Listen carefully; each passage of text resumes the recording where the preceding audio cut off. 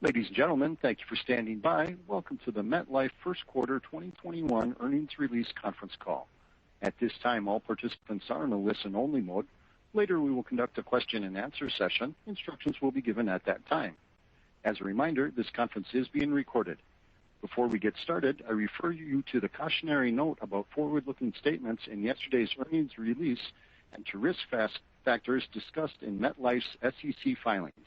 With that, I will turn the call over to John Hall, Global Head of Investor Relations. Thank you, operator. Good morning, everyone. We appreciate you joining us for Metlife's First Quarter 2021 Earnings Call. Before we begin, I refer you to the information on non-GAAP measures on the investor relations portion of MetLife.com, in our earnings release, and in our quarterly financial supplements, which you should review.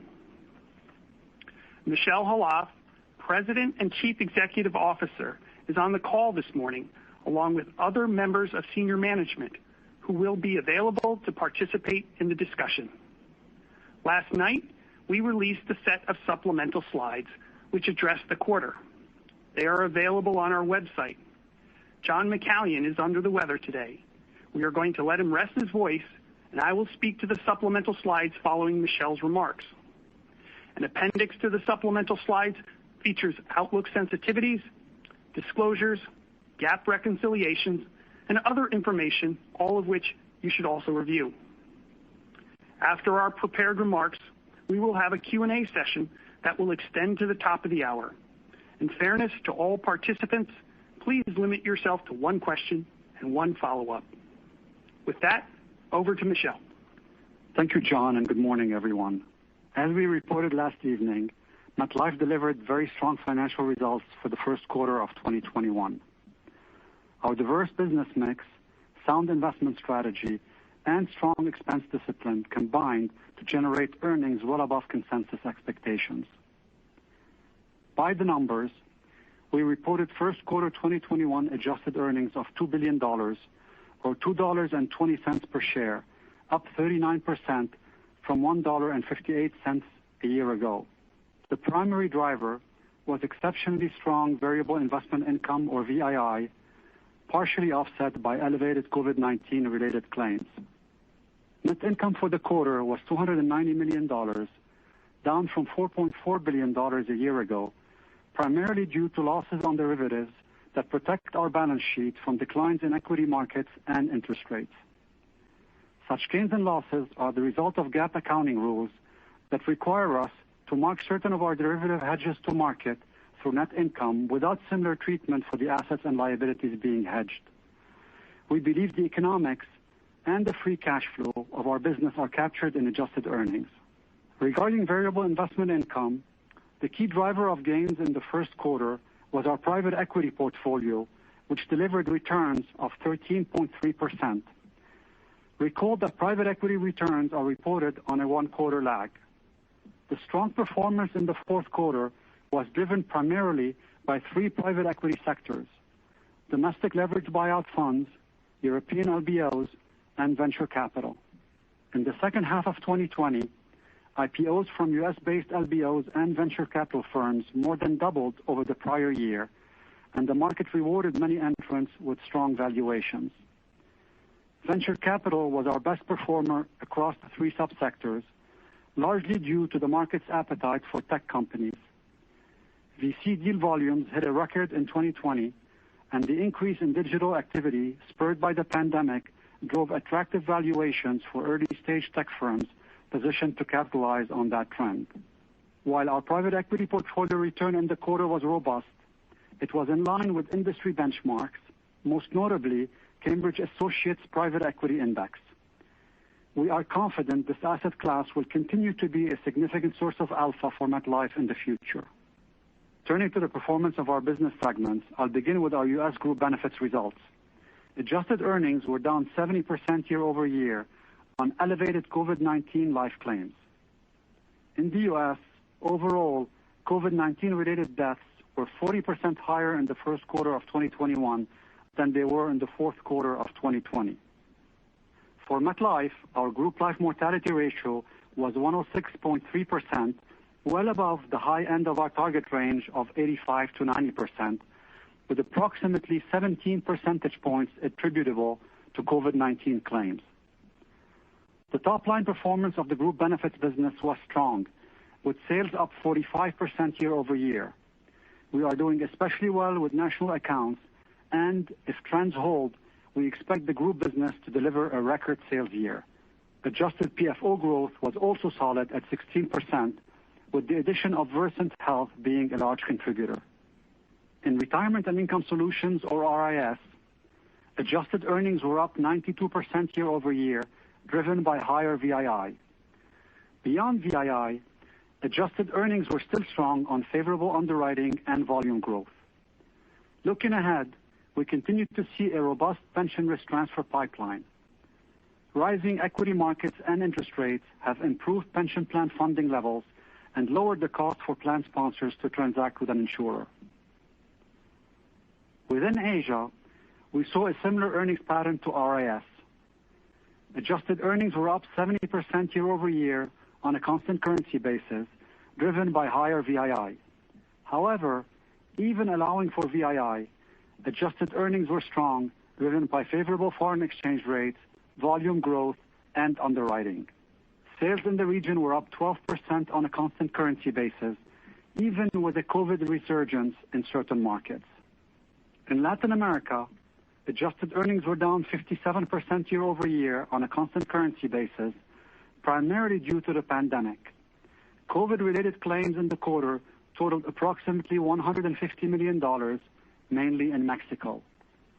In EMEA, adjusted earnings of $71 million were down 11% on a constant currency basis on higher COVID-related claims, as well as higher expenses compared to the favorable prior year quarter.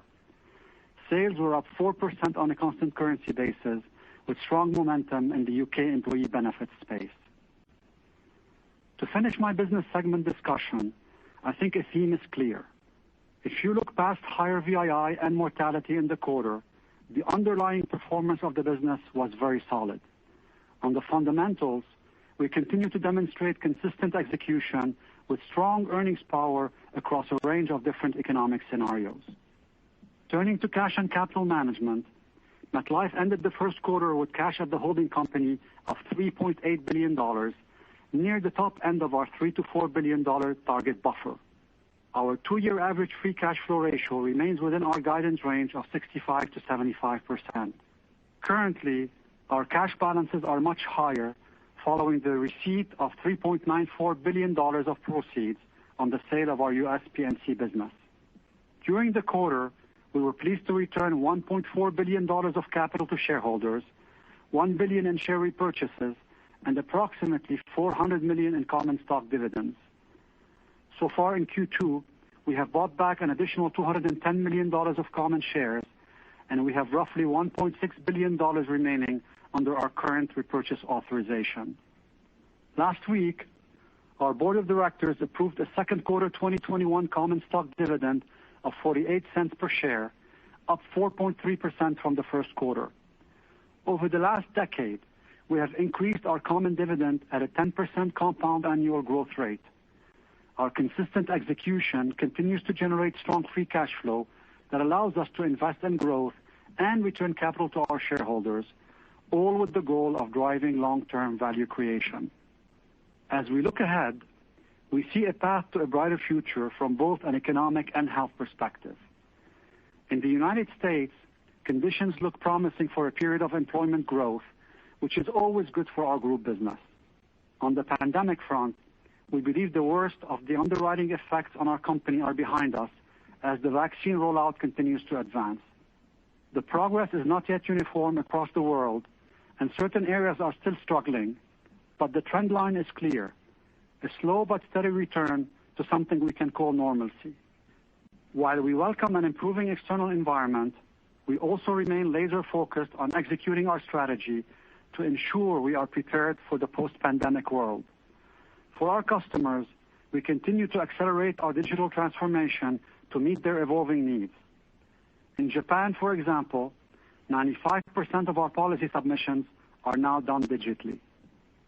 For our employees, We will be implementing a more flexible workplace model in Q3, which for most will be a hybrid approach. While our people have performed exceptionally well working from home during the pandemic, we believe the office will continue to play a critical role in fostering collaboration, innovation, and career development. We are equally confident that by incorporating more virtual work into our model, we will enhance productivity, gain access to a broader talent pool, and strengthen employee engagement. To close this morning, I want to emphasize the urgency we are feeling at MetLife to keep raising our game. As I said in my annual letter to shareholders, consistent execution is our new baseline. Continuous improvement is our new aspiration and expectation. Thank you, and with that, I'll turn it over to John. Thank you, Michel. I will start with the 1Q21 supplemental slides, which provide highlights of our financial performance and an update on our cash and capital positions. Starting on page 3, we provide a comparison of net income to adjusted earnings in the first quarter. Net income in the quarter was $290 million, or approximately $1.7 billion lower than adjusted earnings. This variance was primarily due to net derivative losses as a result of the significant rise in long-term interest rates, as well as stronger equity markets in 1Q21. Our investment portfolio and our hedging program continue to perform as expected. On page 4, you can see the year-over-year comparison of adjusted earnings by segment. There were no notable items for either period. Adjusted earnings per share benefited from exceptionally strong returns in our private equity portfolio and were up 39% and 38% on a constant currency basis.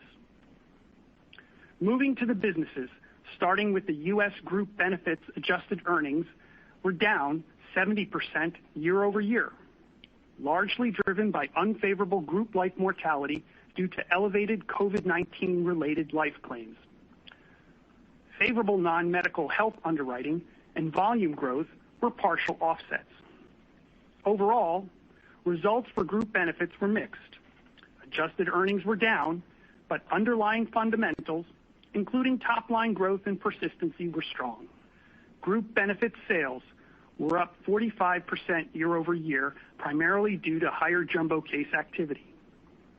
We believe that we are on track to deliver a record sales year in 2021. Adjusted PFOs were $5.6 billion, up 16% year over year due to solid volume growth across most products, the addition of Versant Health, and roughly 5 percentage points related to higher premiums from participating contracts, which can fluctuate with claims experience. I will discuss Group Benefits underwriting in more detail shortly. Retirement and Income Solutions, or RIS, adjusted earnings were up 92% year over year. The primary driver was higher variable investment income, largely due to strong private equity returns. In addition, elevated COVID-19 mortality and volume growth were positive contributors.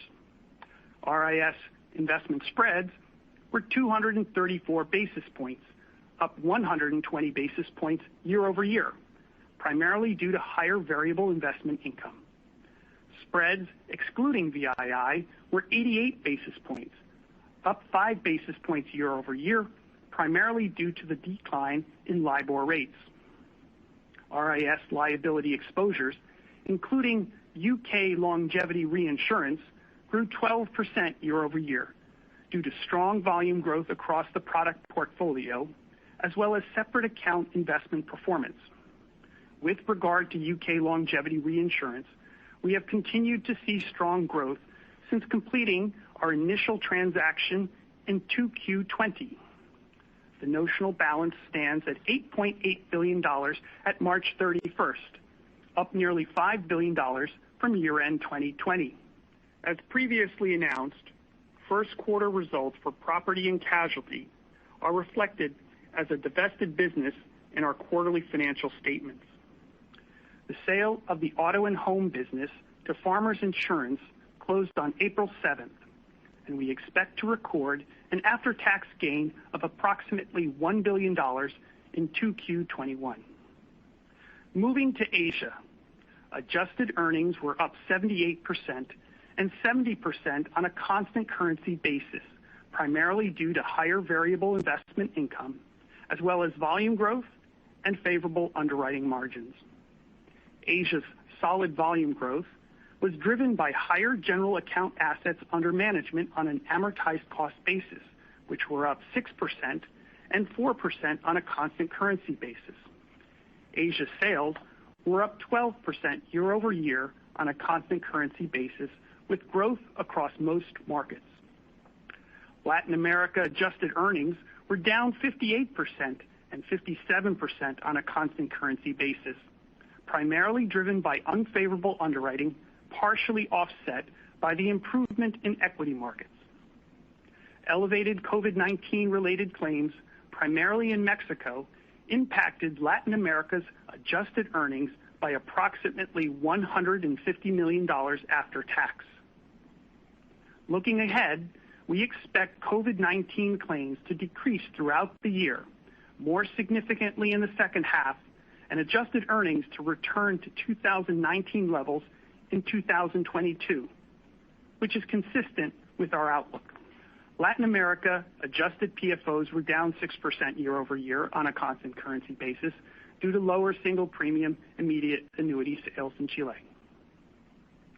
EMEA adjusted earnings were down 9% and 11% on a constant currency basis, primarily driven by higher COVID-19 related claims, as well as higher expenses compared to the favorable prior year quarter.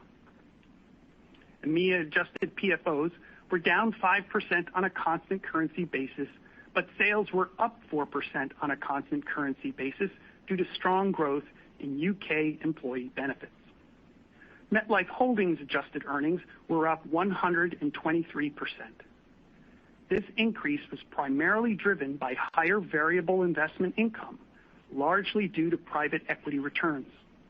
Also, favorable equity markets and long-term care underwriting were positive drivers.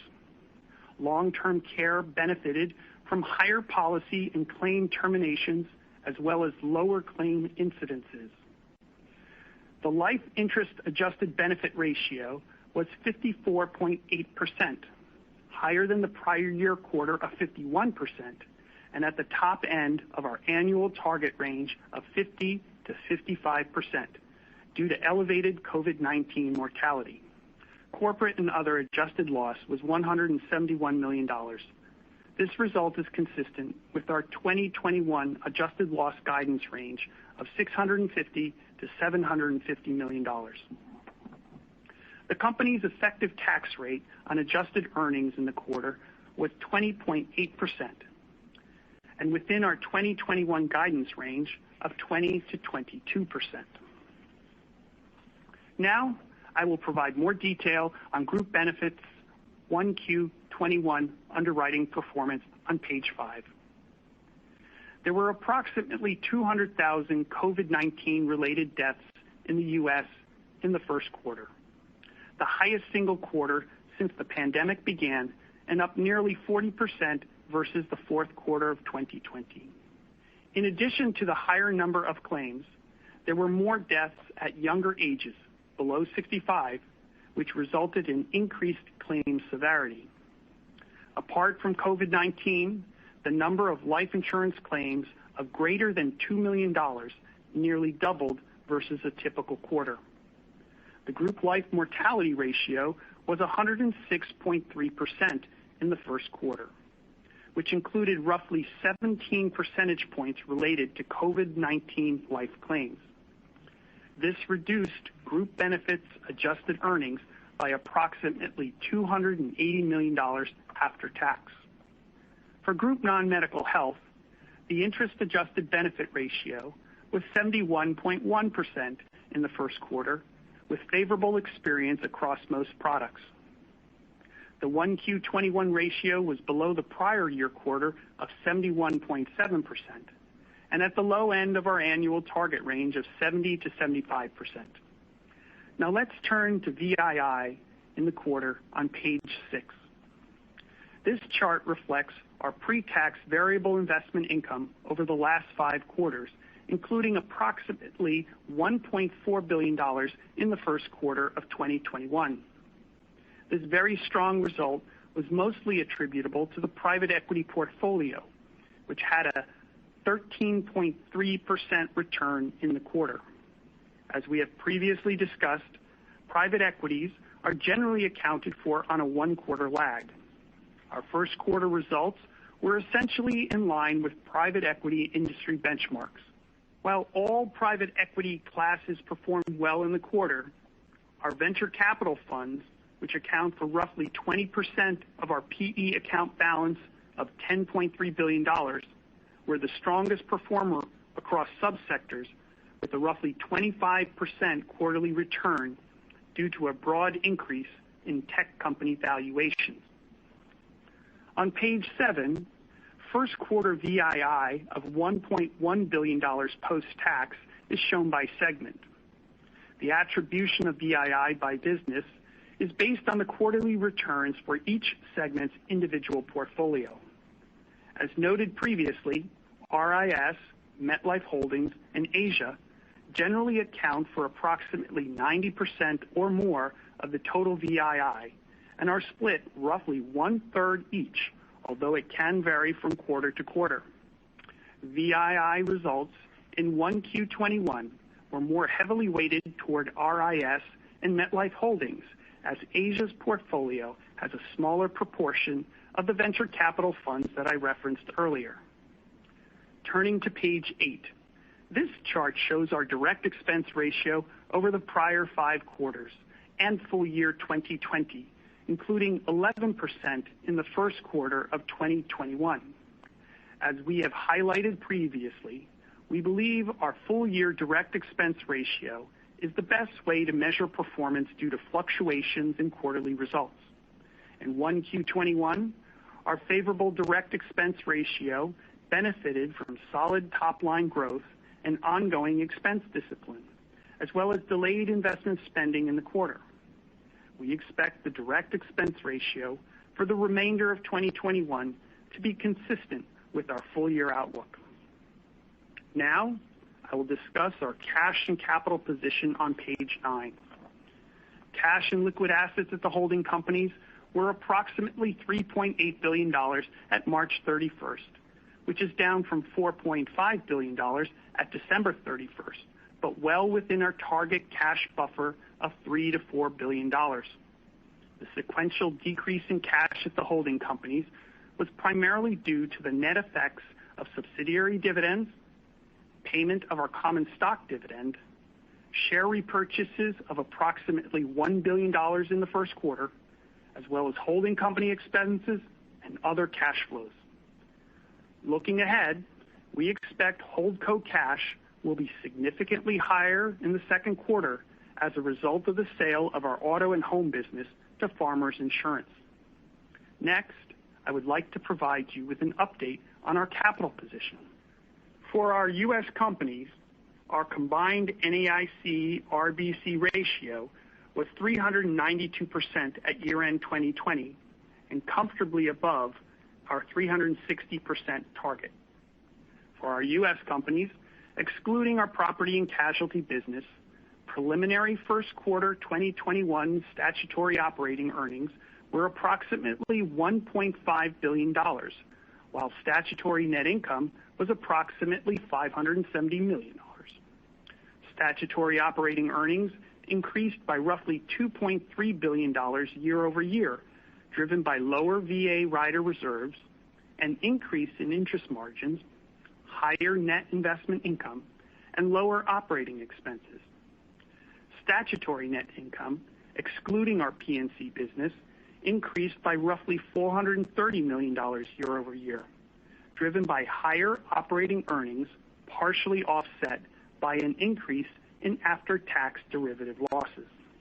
We estimate that our total U.S. statutory adjusted capital, excluding P&C, was approximately $16.7 billion as of March 31st, down 2% compared to December 31st. Favorable operating earnings were more than offset by after-tax derivative losses and dividends paid to the holding company. Finally, the Japan solvency margin ratio was 967% as of December 31st, which is the latest public data. In summary, Metlife delivered another strong quarter, which benefited from exceptional private equity returns, solid business fundamentals, and ongoing expense discipline. While higher mortality in the U.S. and Mexico dampened adjusted earnings in Group Benefits and Latin America, our financial performance demonstrates the benefits of our diverse set of market-leading businesses and capabilities. In addition, our capital, liquidity, and investment portfolio are strong, resilient, and position us for success. We are confident that the actions we are taking to be a simpler, more focused company will continue to create long-term, sustainable value for our customers and our shareholders. And with that, I will turn the call back to the operator for your questions. Thank you. Ladies and gentlemen, if you'd like to ask a question, please press 1 then 0 on your telephone keypad. You may withdraw your question at any time by repeating the 1-0 command. If you're using a speakerphone, please pick up the handset before pressing the numbers. Once again, if you have a question, please press 1 then 0 at this time. And one moment, please, for your first question. Your first question comes from the line of Erik Bass from Autonomous Research. Please go ahead. Hi, thank you. Just to start, can you go into a bit more detail on the group life claims trends this quarter and the implications of population deaths skewing younger, which it sounds like can lead to higher severity? And is this something we should expect to have continued impact in the second quarter? Hey, Eric, it's Rami here.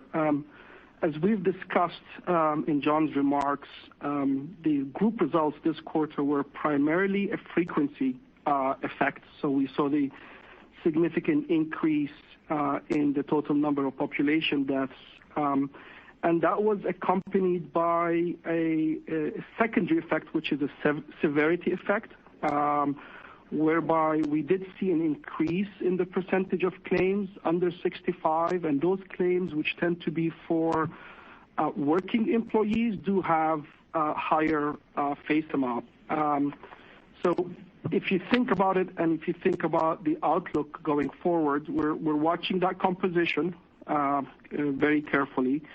But I would say that the primary driver in the second quarter is still going to be the frequency, right? So as you know, with the rollout of the vaccine, the COVID-related deaths in the population have been declining. And if you do any comparison between, say, a January average death number to an April, there's been a significant decline.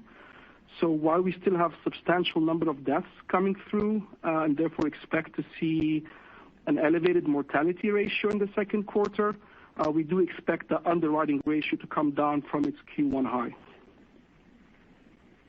Thank you.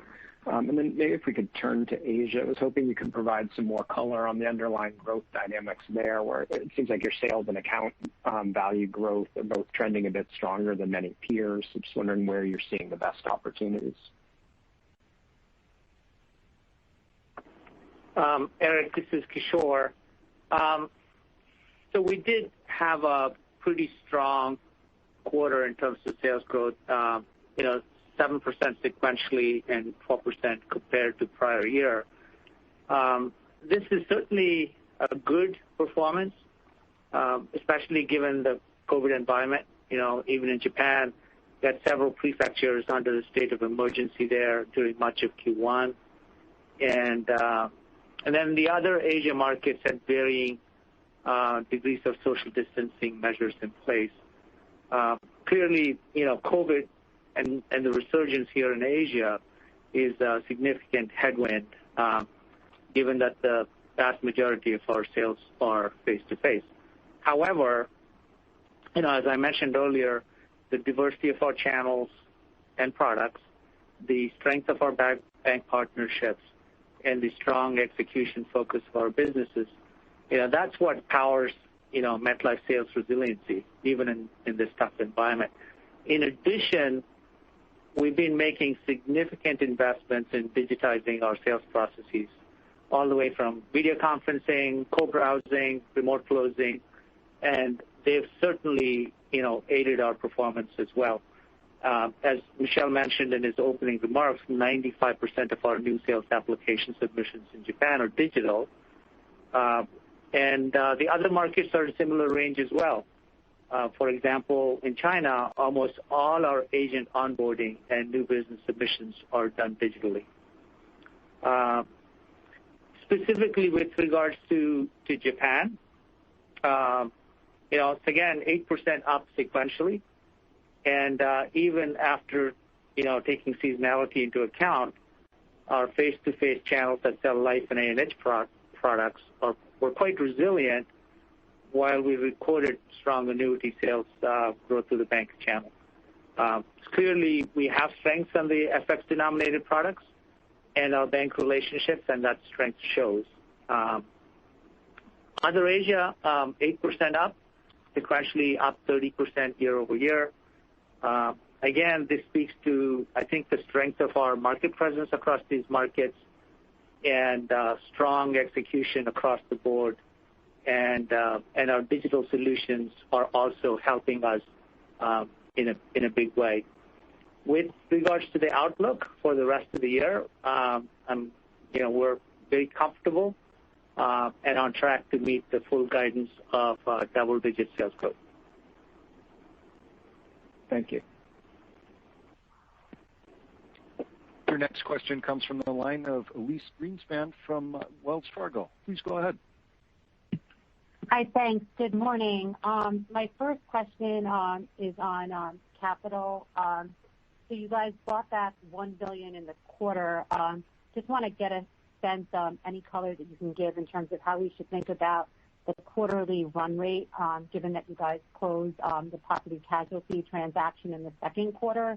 And given that you guys will, have a good amount of capital coming from that deal, is there a certain level that we should think about you guys looking to have as a holdco above the normal buffer, as you kind of put those proceeds to work? Yeah, hi, good morning, Elise. It's Michel. So let me start at a high level by just reiterating our philosophy and our approach, which is that, beyond supporting organic growth and in the absence of strategic, creative, risk-adjusted hurdle rate clearing M&A, excess capital belongs to our shareholders. And we've defined excess capital as cash or cash equivalents at our holding companies, above our liquidity buffer, which is still the $3 to $4 billion that we've discussed. As you know, we bought back $1 billion in the first quarter. We ended the quarter with $3.8 billion in cash at our holding companies. So that's within our $3 to $4 billion buffer. And we did so with the full knowledge that we would close shortly on the sale of our P&C company and substantially boost our cash and excess capital position. We have $1.6 billion remaining on our repurchase authorization, which we will extinguish in 2021. And historically, we've managed our authorizations deliberately and expeditiously, particularly in the wake of major divestments. So, expect us to do the same here. Okay, that's helpful. And then maybe my follow-up will, build upon that. You guys, announced this transaction, the P&C sale late last year, and, you kind of, put it right that you'll kind of balance capital return as well as, I think, looking at what M&A is potentially out there. So as you guys have kind of thought through kind of M&A plan, and it's kind of,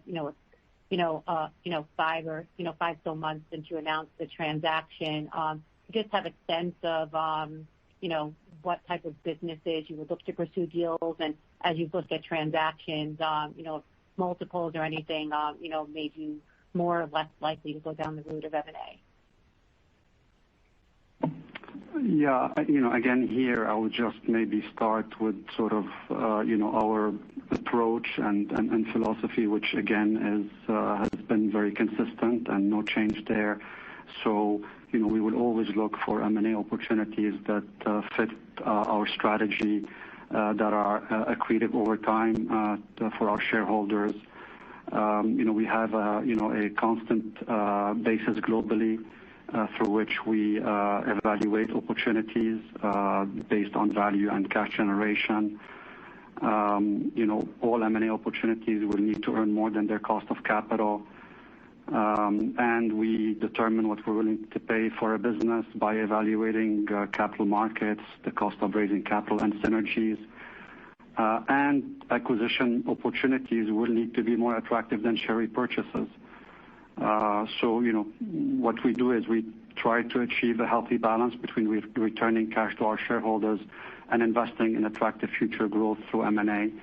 I think some of the sort of recent transactions that we've done, such as Versant Health last year, the At First acquisition prior to that, Logan Circle a couple of years back, I think those give you a sense of sort of what that sort of approach or strategy that I outlined. So no change here. Okay, thanks for the color. Your next question comes from the line of Andrew Kligerman from Credit Suisse. Please go ahead. Hey, good morning, everyone. Just a question on the private equity portfolio, which I think John cited. Venture capital is 20% of $10.3 billion and generated a 25% return in the first quarter. Meta has always seemed in the last years like a prominent name in venture capital. Could you flesh out that story a little bit more? How much does Met invest each year in venture capital? Are there particular areas of VC that are a strength? Just very interested in that area and the prospects at MetLife.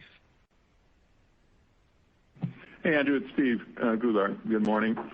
Let me talk a little bit about the overall strategy because, we've been investing in private equity for a number of years and have always felt it to be a very strong component of our overall strategy. Venture capital, of course, is a significant portion of the portfolio, but basically we take a look at this portfolio the same way we look at our credit portfolio, our real estate portfolio. It's about diversification.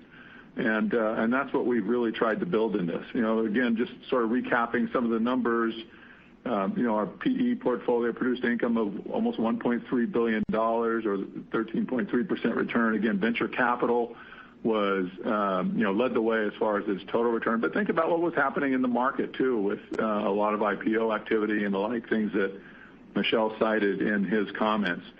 So the important thing is that our returns were attractive across the portfolio. And I'd look at things like our LBO portfolio, both domestically and in Europe.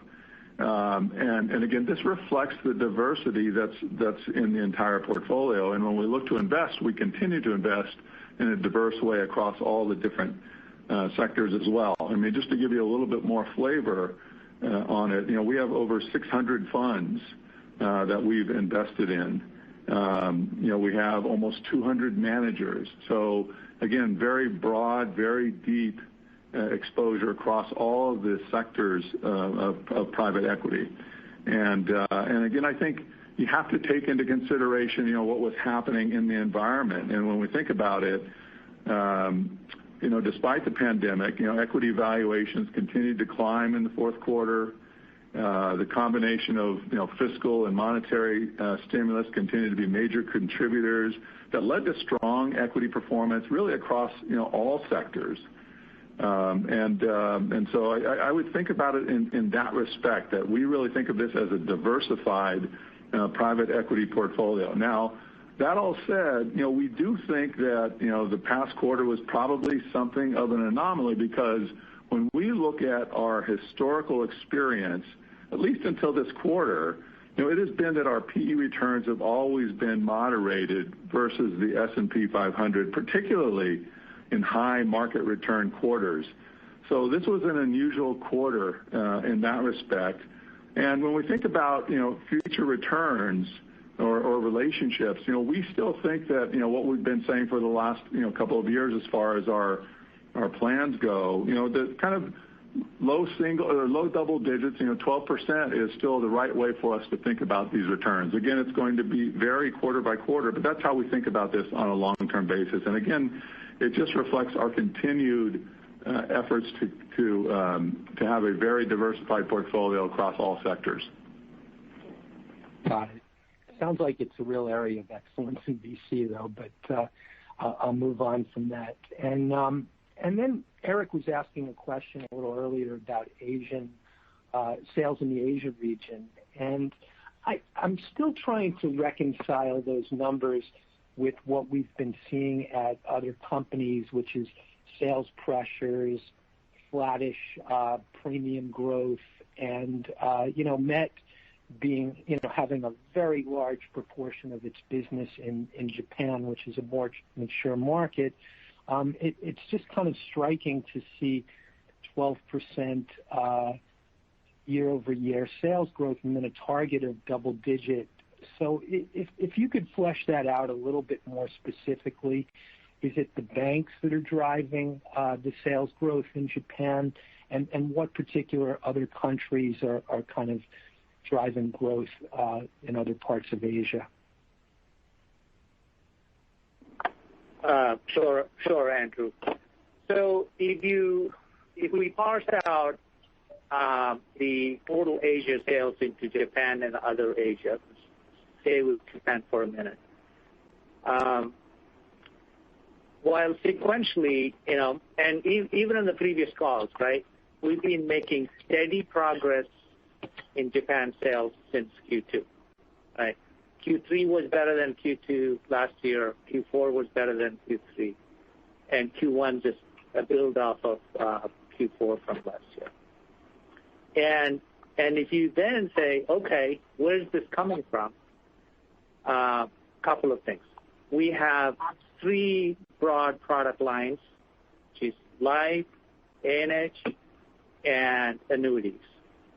And then we have a couple of channels, right? We've got essentially what I would broadly classify as face-to-face channels. We can go further breakdown on that, but that's not needed for this call, and banker. The good news for us is even in this tough environment, our face-to-face channels were pretty resilient from a year-over-year perspective. There's a little bit of a pressure, on A&H, but our life segment, pretty much held flat. And then much of the growth came in from the annuities, which are primarily sold through banks. And in the previous calls, I talked a lot about, our advantages in the annuity space on the effects, because these are all foreign currency or dollar denominated. And we have many advantages that we bring to the table on that. And also the strength of the bank partnerships that we bring to the table as well. So because of that, because of this diversification of products and diversification of channels, and our lean in on our strengths, that's basically contributed to the resiliency of our sales in Japan.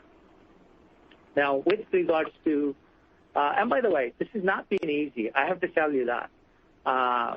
But our teams on the ground have done, I think, a fantastic job with regards to that. Now, again, this is playing out, right? I can't sit here and say this is definitive because COVID is a factor that's an ongoing concern across Asia.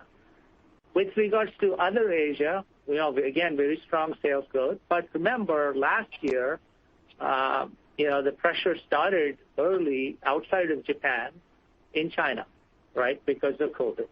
And so the year-over-year comparisons, look very favorable on the other Asia segment. But again, I think I'd lean more on the strength of our businesses and our market presence in terms of how we've executed this quarter. Korea was very strong in terms of performance. India was also strong in performance from a sales perspective. We've recovered nicely in China, which is a major factor. Again, COVID's still a factor in all these markets, and we continue to stay focused on execution. At the end, that's what it boils down to. Hope that helps. Very helpful.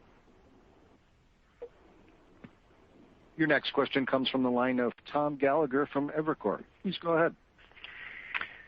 Good morning. Just a question on RIS spreads. declining, excluding VII. I think John McCallion, I know you mentioned last quarter that the over 100 basis point spread level was probably not sustainable, but I guess the big drop back into the high 80s seemed a bit surprising to me. Question is that now a good level to run rate, or would you expect to trend up or down? And any color as to why such a large sequential drop? Morning, Tom. Sorry for the voice. Just overcoming a little COVID recovery here. So, all right, let me try to take that. Look, I'm probably not going to go too far back because that was the whole reason we gave you new guidance, right? But, look, we talked about some pretty large one-time items in the third and fourth quarter last year from prepayments and other things like that. And we knew those things weren't going to recur. And so that's probably one item. Second is we did reference that you reclass some real estate funds up into VII. And that probably cost another 4 points of shift. So we really kind of migrate back to the range. I mean, I wouldn't go backwards so much as I would think about how we look relative to the guidance we gave in February. And I think, we're right in line. I mean, maybe even slightly above this quarter, but honestly, the 88 is probably a little above. And I think outlook, putting aside the excess VII, is intact. So. Hey, appreciate it, John. Hope you recover soon. Sorry to draw you into the call too. But I guess my only follow up is maybe for Steve Goulart. Just a reminder, VII, does that no longer include prepayment income, or is prepayment income still included in that number? Prepayment income is still in that number. It's just dwarfed by our alternatives income. They're fairly modest on the prepayments. Yeah, let me clarify where you're going. So that I'm not talking about prepayment income when I said that there were prepayment activities impacting the non-VII spread in the third and fourth quarter. What happened was we saw just a real jump in refinancing, and that was impacting these RMBS securities and how they were, running off, and that was having a jump in our non-VII spread. So hopefully that helps. That does. And Steve, just to clarify, could you quantify of the $1 billion of VII, how much is prepayment income? Yeah, Tom, this is John Hall. We typically haven't broken out that number, but if you got your ruler out and you took a real careful measurement of that table in the supplemental slides, you could probably, reasonably get close. Understood. I'll get my ruler out. Thanks. Your next question comes from the line of Suneet Kamath from Citi. Please go ahead. Thanks. I wanted to start with the direct expense ratio guide, just so I understand it. Obviously came in much better in the first quarter. In terms of your comments about the next couple quarters, is the expectation that you'll be sort of above your 12.3 to get the full year to land around 12.3, or is it the expectation over the next few quarters that you'll be somewhere around 12.3 so you could end up with a lower full year number? I just didn't quite get the guide there. Yeah, I'm not sure. Hi, Suneet, Michelle. I'm not sure we provided a guide, but let me just remind of what we said on the outlook, which is that this year's expense ratio will be pressured because of the sale of PNC, which has a lower direct expense ratio, and that we would expect to get back to at or below the 12.3 by 2022. Now, obviously we came in at 11% in Q1. A few factors that contributed to this. One is, the Pfo growth, obviously, and I think there were in John's comments we mentioned some of the impact of participating group life contracts, for example, on that Pfo growth. Versant was an important also factor there. Then we had really good expense discipline across our businesses. And we did have also some, I would say, timing related expenses that maybe benefited us by about 25 basis points. So, our expectation for the, second to fourth quarter is that, the expense ratio will be consistent with our full year outlook guidance. As I said, we believe that 12.3 is the right level for us because that allows us to continue to make important investments in our business. So no change in terms of how you should look at the balance of the year. Okay, got it. And then sorry, go ahead. Suneet, I'll just add that, just to the point of the guide, we give an annual guide. This quarter came in much better than we thought. But if you adjust for this quarter and think about the rest, we're expecting to be slightly above this year, but, trending well. Got it. Okay. And then just on the group benefits business, I was just wondering if you could unpack some of the growth rates that we're seeing. PFOs, I think, were up 16%. How much of that was Versant versus the other parts of the business? And then on the sales growth up 45%, can you just give a little color in terms of what's behind that? How much of it is sort of new clients, headcount increases or new products, just so we get a sense of where the growth is coming from? Hi, Suneet, it's Ramy here. So I'll start off with the sales. We're really pleased with our performance this quarter, and as John mentioned, 2021 is shaping up to be a record year for us in terms of group benefits. I would say there are three drivers of sales. The first one is a significant uptick in the jumbo activity in national accounts. Now that's coming off a low in 2020. But this is our sweet spot. This is where we excel, and we've done exceptionally well this quarter there. I would also remind you, just for jumbo accounts, these sales can be lumpy from year to year. Beyond that, if you look at products and markets, we've just seen, I would say, strength across the board from a product perspective, as well as increased sales in both regional and small. So it's pretty even. And then the last driver of sales I would point to is, we continue to successfully execute on our enrollment and re-enrollment strategy at the worksite that we've talked about on prior occasions. So we're seeing pretty strong underlying sales growth there. When it comes to Pfo growth, which we think is the actual measure that best captures the top line of this business, you really need to peel back from that 16%, 5 points due to these participating contracts. So think about 11 as the underlying growth there, and that is in line with our expectations and in line with our outlook. So we're very pleased with that result as well. And the Pfo drivers, in addition to sales, would be strong persistency. We continue to see very high persistency with our customers, and our value proposition is resonating with those customers, and they're doing more business with us. We're getting all of our rate actions at renewals also in line with our expectations.